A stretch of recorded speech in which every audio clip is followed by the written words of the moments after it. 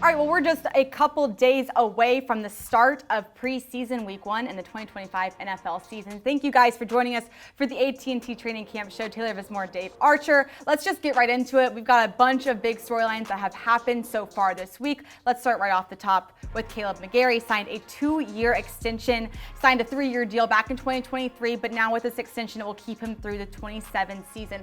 When you see Caleb McGarry, I mean, we talked about it so much, about the continuity of the offensive line. Why was this such a key extension to get done? Well, first of all, the guy has been a guy that lines up for you every weekend. 92 of 93 games, he's been in the offensive line. Here's some of the things we're talking about with Caleb McGarry, the big Viking, as we call him here. When you see him, the first thing, where's Thor's hammer? I keep looking for Thor's hammer. I expect him to be following around with that thing. The guy is legitimately become a stalwart on the offensive line. When you start talking about being the 5th best offense, and you talk about running the football at a certain level and throwing the ball to a certain level, he's a big part of that. And obviously when you play out on the edge, he's a gigantic human being that really is difficult when he sets his feet to get around. He's a big part of what they do in the run game. We've seen Bijan Robinson and we've seen Tyler Algier get in behind his big body, him and Lindstrom on that side. And that's become a dynamic duo really on that side. So two guys who they're drafted in the first round, and it's really cool to see him get that. He earned that opportunity to get that extension, so excited about him. Yeah, you bring up Chris Lindstrom and how these two have kind of become a duo. I mean, they literally came in together when they were drafted. They were both drafted in the first round. But when you look at this whole offensive line as a unit, this front office has put in so much time, money, and resources into making this one of the best offensive lines units in the league. You have Jake Matthews, who's a first round pick. You have Matthew Bergeron, who was a 2nd round pick. To my understanding, they were trying to get back up into the 1st round to get him, but they decided to wait and get him in the 2nd round. You also have Caleb McGarry, Chris Lindstrom, both 1st round picks, like I mentioned earlier. And then you have Ryan Nuzul, who is a center. We'll get to that center conversation a little bit later in the show. But here's the thing about this offensive line group that I love.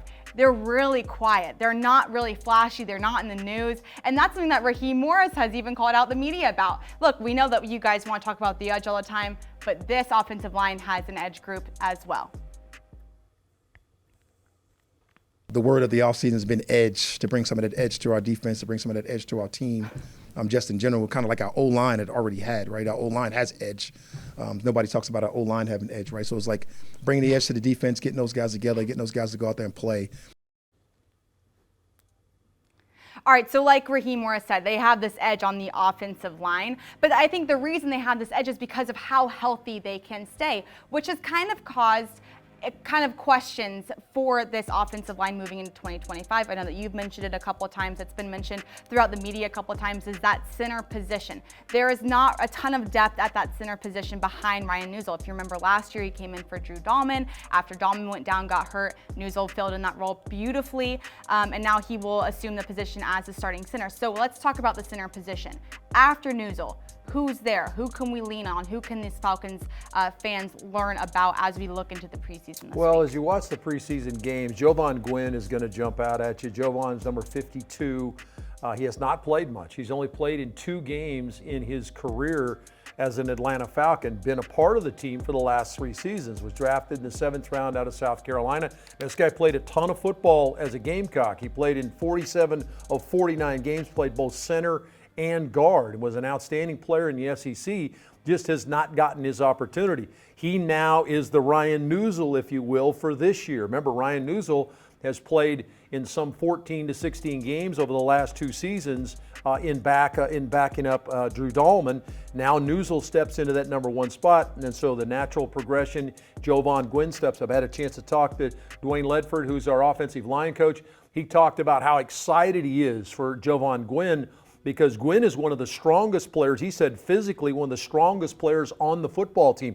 certainly, and from what I understand, one of the strongest guys in the building completely. So they're excited about his ability. He's a small package, which a lot of times your centers are. He can come off the ball. He's got a low center of gravity, and they're excited about getting him up to speed. Now, after that, even with Gwynn in the mix, you mentioned there's not a lot of depth. The depth is okay, I think, but it's inexperienced depth. When you start talking about Matthew Sinrich, you talk about Michael Gonzalez, even Josh Gray, who they signed in free agency, a college free agent out of Oregon State, played tackle his entire career at Oregon State. They project him as a center. He's 6'5", 310 pounds. They love his feet. He's getting some snaps at center as well.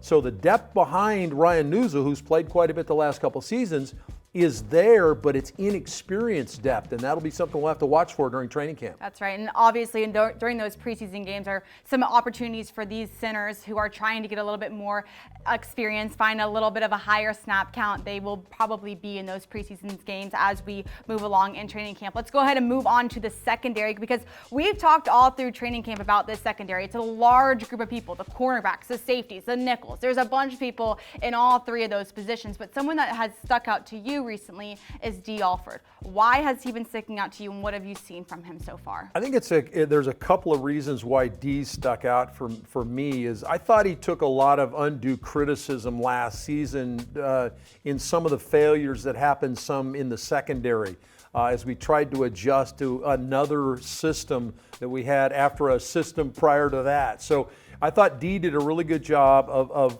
keeping his head down, keeping his nose to the grindstone, and working in the offseason to get himself ready to play today, or play this season. And I think that he blocked out all the noise. It's hard to play that position. You and I discussed this last week on the show about that's different than playing corner. He's got a two-way go, and I thought that his adjustment, remember he played in the CFL, was signed last year, came in here and got a chance to end up playing, and he played a ton. So I like the way Dee has taken on the task of being a better player. I think he has been. And the reason is his play. He's done a really good job in what Ulbrich wants to do with the aggressive style up front. They're playing a little bit more man coverage in the secondary. He's matching guys extremely well. Now he's got some pretty stiff competition that he's going to be going against, but I really like the way Dee has stepped to the task. I think he has put his best foot forward, and I think we're going to see that this season. Yeah, you mentioned that again. We talked about it last week, but nickel, a little bit different than the cornerback position. But a cornerback that I want to touch on really quickly is Mike Ford, because he's returned back to Atlanta after leaving for a couple seasons. He's back, the cornerback, and we normally see him on special teams. That's really where his forte is. He's very good on special teams. What can we expect to see from Mike Ford the next couple of weeks? Well, savvy veteran. This guy's been around for a while now. You mentioned we had him for a little while. He went to Detroit. He came back here. They liked him so much that they brought him back. I think that his bread is buttered for the most part in what he does in special teams, but I think his versatility to not only play corner, which is his trade, was to slide inside the nickel, and he started playing more nickel this week. I thought that there was a lot of conversation about Dee Alford and Billy Bowman, who we'll talk about in a little bit, but I felt like that Mike Ford was getting left out in the mix. Ford stepped in and did some good stuff in there. He's a physical dude that plays, has some savvy. He's got the experience. He knows what the ins and outs are, literally, of what playing in the slot's about, and he also can bounce outside and play corner for you, so the versatility's there. And watch out for this guy in special teams, because he's probably one of the best gunners in punt coverage in the National Football League. Yeah. All right, let's go ahead and talk about the preseason game. It's preseason week 1. The Falcons are hosting the Detroit Lions for preseason week 1 in Mercedes-Benz Stadium. That game is on Friday. It starts at 7 p.m. Now, look, there's been so much conversation, not just with the Atlanta Falcons, but with the NFL about what are we doing with preseason? Are they going to play the starters? Are they going to play their ones? Are they going to play their twos? Who are you going to play? What is the preseason? What is every team looking for when they play these preseason games? So an enormous question going into this is, who will we be seeing moving forward in the preseason? Raheem Morris spoke to the media earlier in the week to discuss if quarterback number 1, 2, 3, or 4, who would be starting for the Falcons going into preseason week 1. Penix won't get out there, and Kurt won't get out there, so we'll see Stick, we'll see Emery. That's probably the most definitive thing that I can tell you right now. All right, so Easton Stick and Emory Jones, those guys will be sharing some snaps as they take on the Detroit Lions. What have you seen from these two quarterbacks? There are 4. There is only room for really 3 quarterbacks on this roster. Who do you see going forward in this team, and what do you see from them so far? Well, we've used the term experience, and so if you start to base it on that, Easton Stick has some experience. He's played 6 games in the National Football League. He has 4 starts, played out on the West Coast. He's a kid that played a ton of college football, was very successful at North Dakota State. I think 49-3 as a starter, and he's a tremendous athlete. A lot of times when you have to get to your third quarterback, you're going to pare down your system significantly. You're not going to go to all the stuff that Penix is going to be throwing in week 1. If you have to have Stick on the field, it's going to be a pared down scenario where you might need to lean on his athleticism. This guy's a tremendous athlete.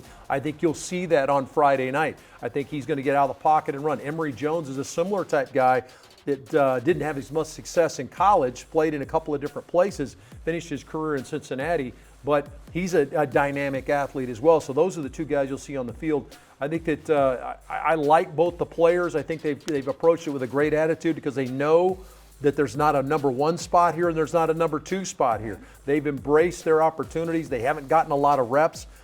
Quite frankly, Friday night is going to be a major audition for both those guys for exactly what you're talking about, Taylor. Who makes this team as the third quarterback?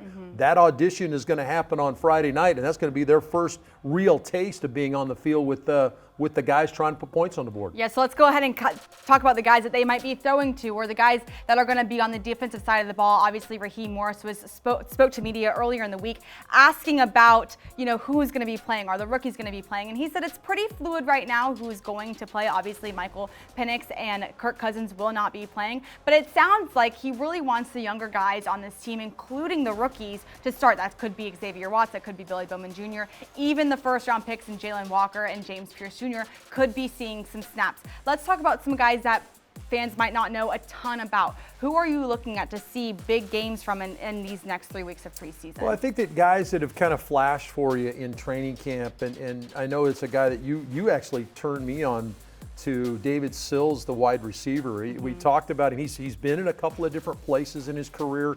Actually kind of had an on-again, off-again career in college where he was at West Virginia. They went to a junior college and went back to West Virginia. He was originally recruited as a quarterback, came back as a wide receiver, had a good career as a Mountaineer. But he's really stuck out, and he's a big, tall receiver that understands leverage and coverage. He understands how to get open. He catches the football, as you're seeing some of the highlights of David Sills during camp. I think he's a guy that you'd like to see continue to take progress because, in all honesty, you and I talked about this last week.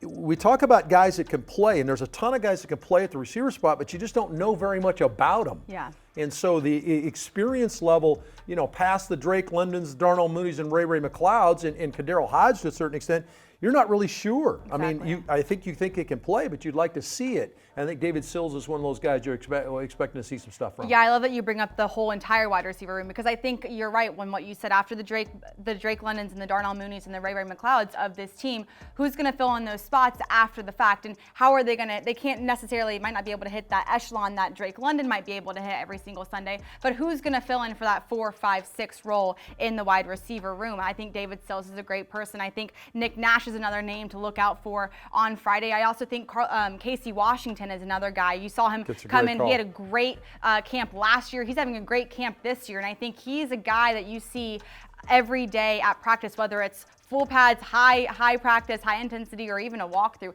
He's giving it his all. He has the want, he has the desire, not just to make the team, but to be a big player for this team moving forward. Well, think about being able to plug and play in moments in games, and you don't have to go very far back.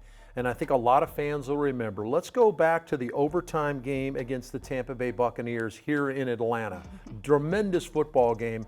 But Drake London catches a pass in overtime and gets knocked to the ground, has to come out of the game. Yeah.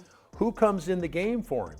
Kaderil Hodge comes in the game for him, and the next play catches a little turn route, makes a guy miss, and goes 50 yards for a touchdown to win the football game. Yeah. Those are the moments where if a Casey Washington or a David Sills gets an opportunity, those are the moments you're looking for to step up and make some plays. And these guys are certainly trying to put their foot forward in being that guy, that fifth, sixth guy on the roster. Yeah, all right. So we gave you a couple of guys on the offense to look out for, to watch for their numbers and their names on the field. We also gave you the rookies. So who knows what their snap count is going to be, but it does sound like, from what Raheem Morris did say earlier in the week during pressers, that all four of those main rookies, Billy Bowman Jr., Xavier Watts, Jalen Walker, and James Pierce Jr. will potentially be on the field. For how long, I have no idea. I think you'll see Nelson too, the big tackle. Exactly, I think that all five of the rookies are going to play, and that's exciting. We got a chance on Wednesday in the scrimmage to see Jalen Walker on the field, which was cool. We had not seen him kind of full go. He was full go, did some good things. We saw some of the power out of him.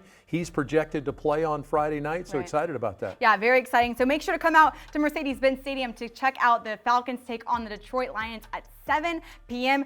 The rest of the preseason schedule, we will have Tennessee hosting Tennessee at Mercedes-Benz Stadium next week on the 15th. And then the Falcons will be on the road for the 22nd of August, taking on the Dallas Cowboys. If you guys want to be able to see these Falcons practicing, getting ready for these preseason games and ready for week one, there are just a couple more opportunities for you as the Falcons prepare to host the Tennessee Titans for the joint practices on the 12th and the 13th. And then the 11th will be open as well. That just won't be joint. That will just be the Atlanta Falcons. Yeah, a lot of team reps going on in practice. So if you want to see Penix and you want to see Drake London, Bijan Robinson, and some of these guys that aren't going to play potentially in the preseason, they're doing a lot of team reps and trying to simulate as much as they can a game for these guys.